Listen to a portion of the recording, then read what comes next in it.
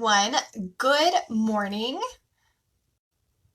Having a great Thursday morning so far. If this is your first live with me, I'm Jenny Hoskins, and I'm the creator of the Peaceful Parenting Method, and I teach parents how to confidently raise respectful, responsible, and resilient kids.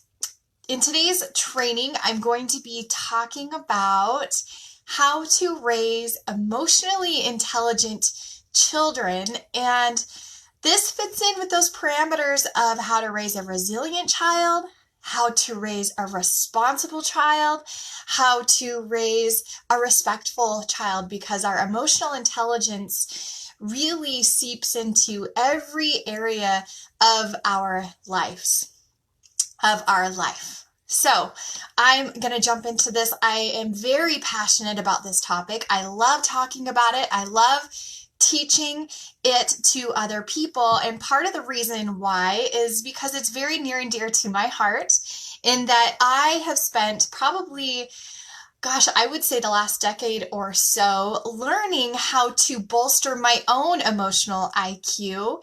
And as I have done so, I have noticed tremendous benefits, and I've seen a huge transformation in my own life, my personal life, my professional life, my relationships. And it is because of this that I really want to teach this to others, and especially kids, because I really want to empower them. I want them to know that they truly do have choice in their life, in how their life is going to unfold, and that they really can create a life of their wildest imaginations. They can really design their life. And I believe it starts with the ability to self-manage, self-regulate, and that starts with having a strong emotional IQ. So firstly, let's talk about what does it mean to have a strong emotional IQ, and what is emotional intelligence. And I think that there is probably, a dozen or so ways to define it, but I'm going to keep it pretty simple today, just for the sake of this talk. And so simply, it is being aware of your thoughts and your feelings, and understanding how those thoughts and feelings impact your responses and your actions and how you carry yourself in the world. Okay. And then if we're going to take it a step further, because we are social beings, we also have to be aware of other people's thoughts, feelings, responses, and how that impacts us and how that impacts our relationship with other people. Okay. But it starts first with us. All right. And so why is this important? Well, if we're going to create a life that we want, that means that we want to be able to choose how we respond to our situations, to our environment, to other people in our life.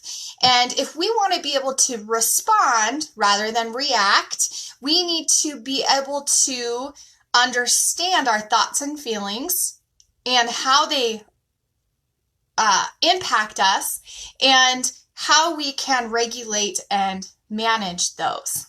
Okay?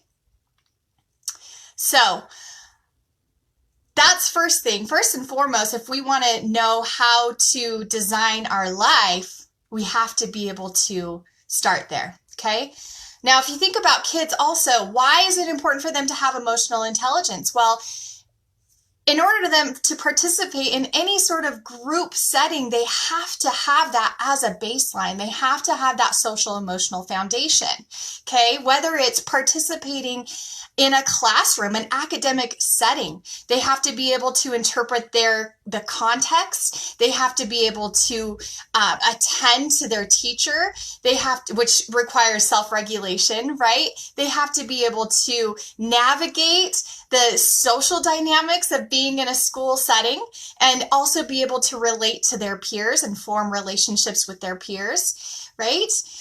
Any other group setting, whether it's being part of a club, an organization outside of school, or if it's being part of a sports organization, whether it's at school or outside of school, every area of their life is going to be impacted by their ability to navigate their social and emotional landscape. Okay, so it's very important that we teach this to kids. So how do we go about teaching this to kids? So I talk a lot about this in my courses, so I'm not going to get too much into the how, but just to kind of give you a foundation and give you a model. It basically starts with awareness, right? In order for us to have any sort of control, for lack of a better word, I don't always love using the word control, but in order for us to, I guess, manage our social, emotional landscape, we have to be aware of it first and foremost, right? So it starts with awareness. It starts with that attention. It starts with that foundation, okay? And this comes from just giving kids vocabulary of what it is they might be thinking, what it is they might be feeling, telling them what you're thinking, what you're feeling. So they're having the language around that, okay? So awareness is the baseline. After awareness comes interpretation. Right? We're interpreting, what do these feelings and thoughts mean? How are they impacting me? And what am I going to do with them? Okay. And then that's the next level, the social problem solving level. And then at the very top is the response. Okay. So it starts with awareness, then interpretation, then the problem solving, and then the response to what you're going to do with all of that. And that's the stuff kind of, if you think of it like an iceberg, that's the stuff at the tip of the iceberg that you can see, you can measure, the response, the behavior. But all of this other stuff happens internally, right? You can't see your thoughts, you can't see your feelings, but they're very much a part of us and a part of our social experience in this world, right?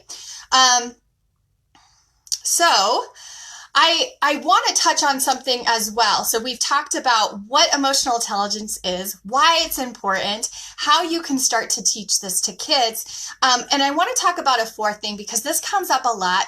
A lot of times I get asked the question, well, Jenny, if you're bringing attention to a child's emotional reaction or emotional response, aren't you just reinforcing that? And my initial inclination is to say, well, no, however, I have thought about this a lot, and especially this morning I was thinking about it, and I think it depends on how you respond and the intention behind your response to your child. So, for example, is it a heart-centered, love-centered response, or is it a fear-based response?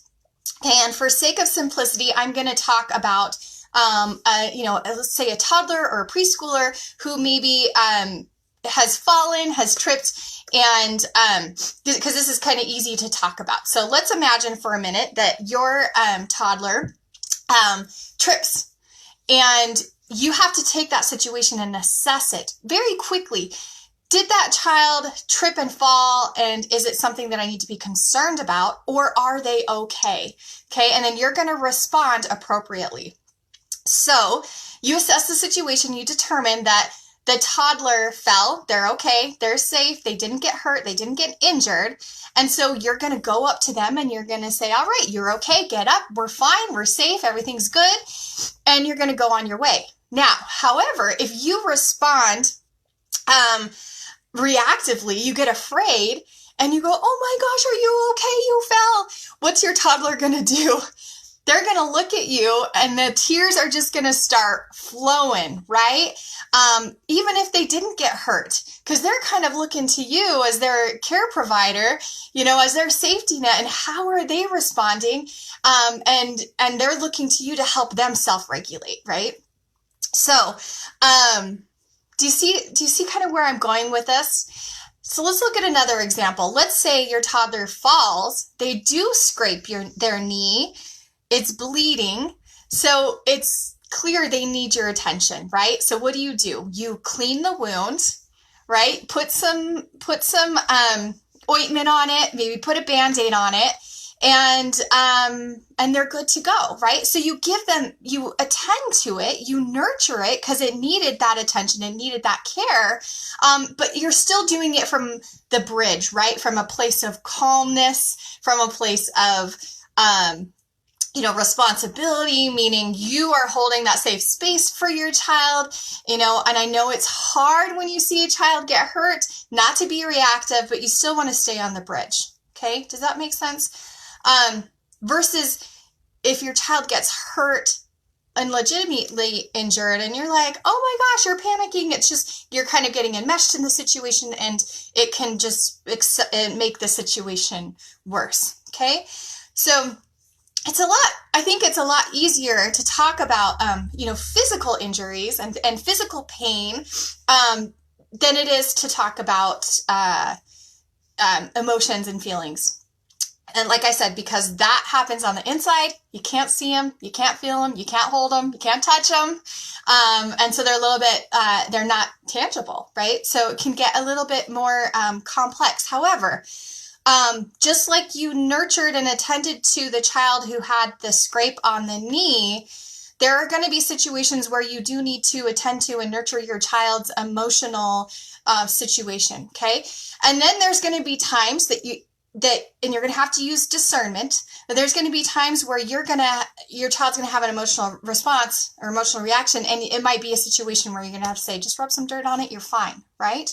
And so it's going to take some discernment in order to decipher, when do I need to nurture and attend to this? When do I just need to tell the child to rub some dirt on it? They're fine. But either way, you're doing it from the bridge. Okay. From a heart-centered place versus a fear-centered place. So I hope this was helpful for you. If it was, please like, share, comment. If there's somebody else that you think would benefit from this training, go ahead and tag them below. I hope you guys have a wonderful rest of your day and a wonderful weekend. And I look forward to talking to you next Tuesday. All right, take care, everyone. Bye.